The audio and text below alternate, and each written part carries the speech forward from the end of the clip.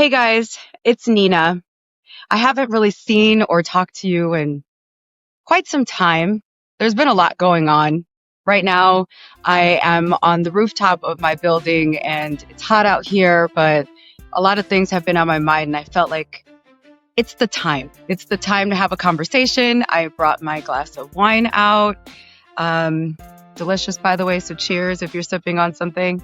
But I want to talk to you because yesterday, the other day was National Radio Day. And it's supposed to be this day that everybody who is posting about it or has been in media and in radio, they're so proud of it, right? So all these people are posting, you know, swipe right to see all of the carousel of all of the photos, or look at this collage, or just look at this one photo of me from back in the day. And it's supposed to be, you know, highlighting your career and what you're excited about and why you love radio and what it's meant to you. Kind of like that movie Brown Sugar. Do you remember that movie? And the question was, why did you fall in love with hip hop? That was the question on the movie everybody would talk about. Well, I feel like it's like, why did you fall in love with radio? That's what National Radio Day captions would mean to me. I've done them before. They're on my social media. Um, I've done the captions of while I was in, radio full time and going hard in it, like, a whole bunch of pictures, me with an artist, me in front of a microphone, the age ranges of which I look like different throughout the years. I've been doing radio for over 2 decades. So yeah, I love radio. Radio is my passion. It's my heart. It's what I'm good at. It's what I know. It's what I've always known. And that's a lot of you out there know me from radio. I've been all across the nation, starting in my hometown in the early 2000s of Chicago, and just moving on to, Miami, doing afternoon drive on my first, full-time gig. That was when I was crazy young and it was exciting, and doing club gigs and that part of radio. My passion. I lived a life of excitement during that time. And then I started feeling the lows of it all. I remember I lost my first job in Miami. I was let go. I was fired because, you know what, I was a little firecracker. If you know me, you know that when I get into something and I feel against it, I'll speak my mind. Well, back then, I was speaking my mind a little too quickly without stopping and thinking of the circumstances. What is going to happen after I don't pick and choose my battles or learn when to shut the hell up, right? So that happened. And I remember I like lost it. And um, the person that was close to me, like my mentor, was like, okay, listen, I get it. You're like in your feels, but get it together because this happens. You've now experienced radio.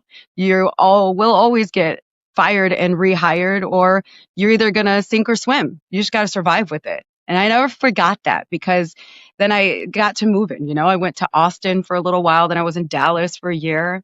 And then I was back in Chicago, in my hometown. And I was, on Kiss FM since 2006. And then I went on doing mornings on the hip hop station. I was doing both, which was unheard of, to have you as a Latina woman from the south side of Chicago, this is my hometown, right? And I'm on this, one station by myself. And then I'm on this team on the hip hop station, these stations that I grew up listening to, like I'm on them now and I'm on both of them.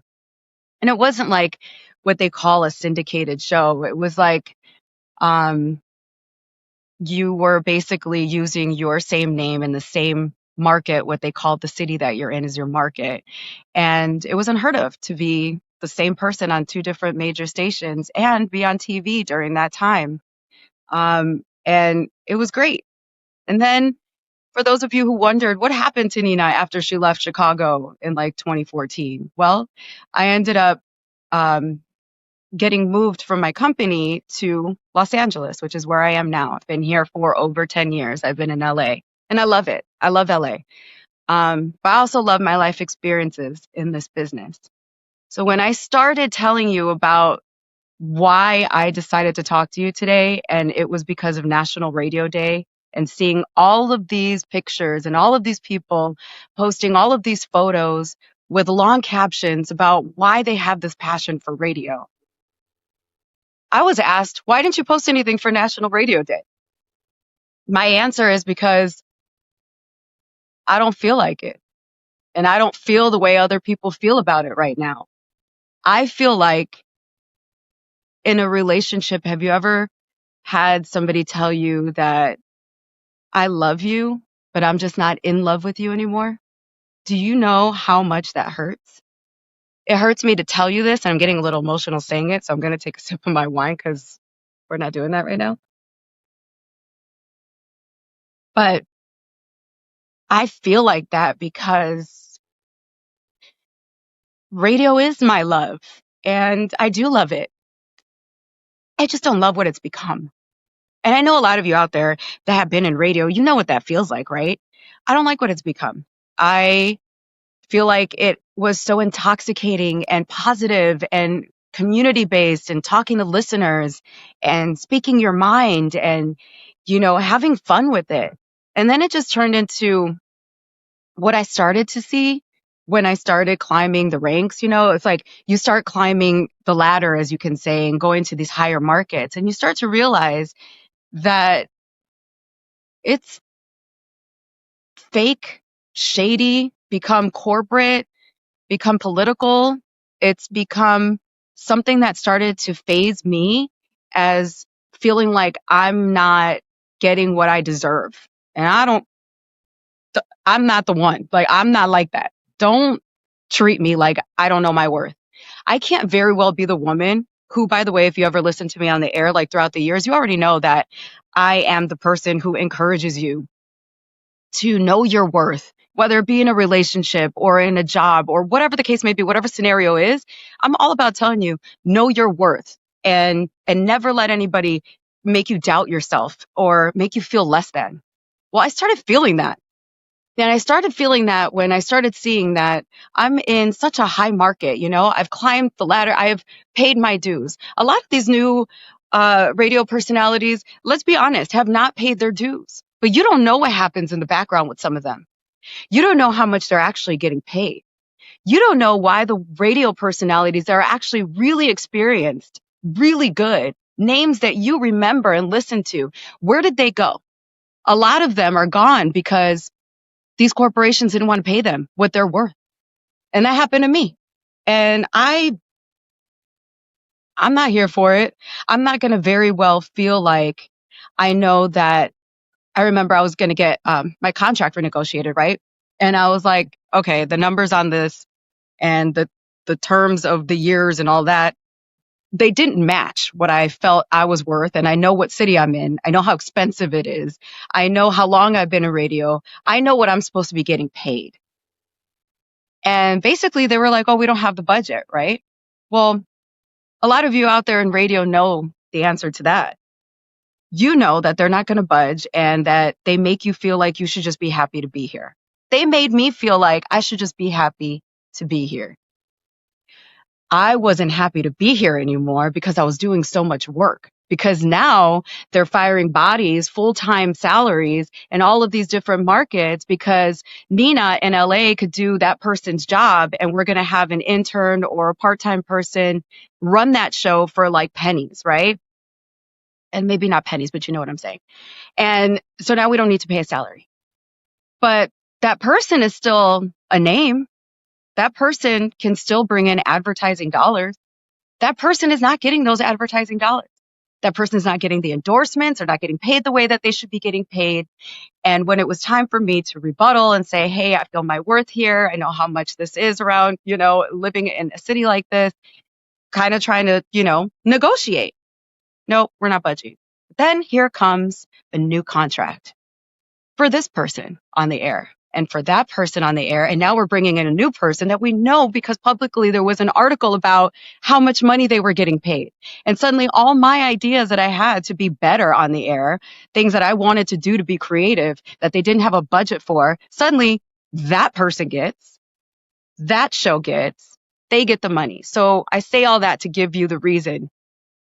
It's not because I don't love radio. It's not because I don't feel like I don't want to be in it anymore. I do. If the, price is showing me how much I'm worth and they're acknowledging me and knowing that I have it in me, treat me that way. Started to see how shady some of these upper management people are. You start to see I could say a lot, I really can, but I do want to be in radio in the future again. And just the point is that some of these new personalities, they're here and they haven't paid their dues yet. And good luck to you. I wish you the best, but I want you to know this. Every time any one of you is taking a job for a small amount of money, for the smallest of, think about how much minimum wage is at anything. Don't think media, anywhere. Okay. It could be a grocery store, a restaurant. Think of minimum wage. That's probably around the same amount a person is getting that is now hired. And they're doing it because they can say that they're on the radio in this city. And it looks like it's great on my resume, but really they're not getting paid for it. So for all of you who are getting hired, that are new, that are not getting paid what you should, that are struggling right now, it's not helping when you take those jobs. You're not helping the rest of us because now you're showing them that it's okay. And it's not. There's a lot of us out there that are talented that still love it, but we just know our worth and we don't want to do it. And we want you to, more power to you, still love it. I don't want you to think that I don't want you to love this business. I do. I just don't go where I'm not appreciated, where I'm not shown that I'm worthy, because I know what I'm worth and I know how much I love and I know how much passion I can give in any aspect of life.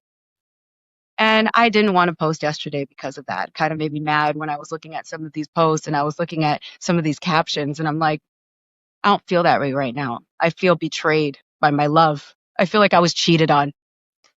But now that I'm talking to you about it, I'm realizing just how much I do love it. I'm just not in love with it in the way that it's running right now. The people that are running it, the shady things that go on behind the scenes. I can go on, but I won't. And people that are on radio, they know that. So for those of you who are taking jobs for peanuts, just say that you're on the radio, you're not helping this business. They're starting to see that they can do that. And they shouldn't. They shouldn't be able to. During COVID, I was doing like 14 stations at one time. And I remember my right eyelid I was so stressed that it was twitching at a constant pace. It was because I wasn't really sleeping. I had to deal with, remember when there were tiers for COVID? I was on the air for like Chicago and LA. And when I say tiers, I mean like the colors. They would say like how level the tier of the COVID levels are. And I think in Chicago it was numbers. Well, I had to keep up with every city. And there was the riots. There was the election. I was not sleeping. I was working my butt off. And yeah, I could have told everybody I'm on across the nation on all of these stations. But when it came time for me to say to the upper hands, like, hey, I need to get more money. Like, I'm stressed. Here's what's going on with me. They were like, basically, you should just be happy to be here because we've just done budget cuts and so many people are gone. I just am saying to you that I am not gone. I realized my own worth. And that's when I decided to launch my podcast. It's called Unmuted with Nina Chantel. And unmuted is exactly what it sounds like, what I'm talking to you about right now. Life issues, all kinds of issues. I want to speak unmuted because I don't like being muted, things that I couldn't say to you on the air. Think about how many times your favorite radio personality just disappeared. It's because they were let go. They weren't able to say bye to you. Now I want to talk to you about everything. And that's what Unmuted with Nina Chantel is about. You can hear it on any one of your streaming services. And please follow and subscribe. I'm telling you, you're not going to want to miss out on some of the things that we talk about. And it's only going to get better. We're already at 12 episodes. So please follow, subscribe on any one of your streaming services. I love and miss you guys. I'm going to be back more often. This conversation just made me feel good. I needed to let that out. I still love radio. Radio is still in my heart. I just don't like the bull crap that comes with it. And I wish all of you love and much success. And to all my brothers and sisters in radio, you know what I mean. You know what I mean. And I wish all of you love. Salud. Have a good rest of your day. Talk soon.